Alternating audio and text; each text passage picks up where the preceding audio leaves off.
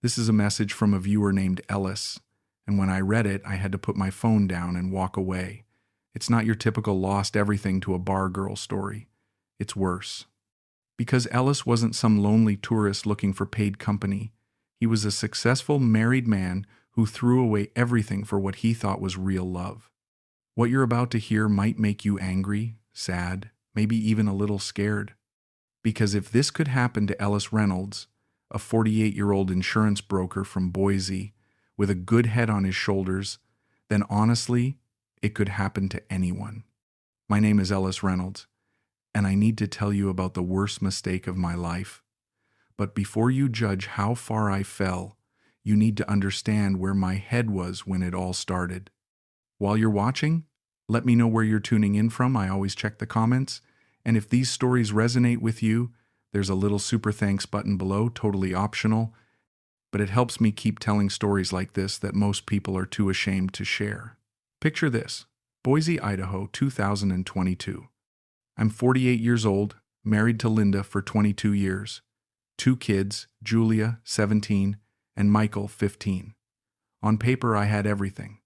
I owned a successful insurance brokerage, made 6 figures, lived in a nice house in Scottsdale with a pool and a 3-car garage. The American dream, right? But I was dying inside. Every morning was the same.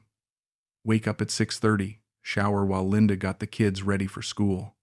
We'd exchange maybe 10 words over coffee logistics about who's picking up who, what bills need paying, whether the pool guy came. I'd drive to the office listening to the same talk radio shows, deal with the same clients worried about the same policies, drive home to the same dinner conversations about homework and weekend plans. Linda and I had become roommates. When was the last time we laughed together? Really laughed? When was the last time she looked at me like I was interesting, like I was more than just the guy who paid the mortgage? We slept in the same bed but lived in different worlds. I'm not making excuses for what I did. I'm just trying to help you understand how a man can convince himself that throwing away everything he's built is somehow logical. The kids were busy with their own lives, Julia with college prep and her boyfriend Michael with basketball and video games. I felt invisible in my own house, successful but empty, financially secure but emotionally bankrupt. That's when I got the message that changed everything. It was a Tuesday in March 2022.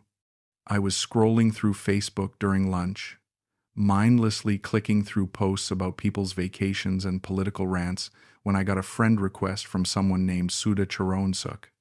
Her profile picture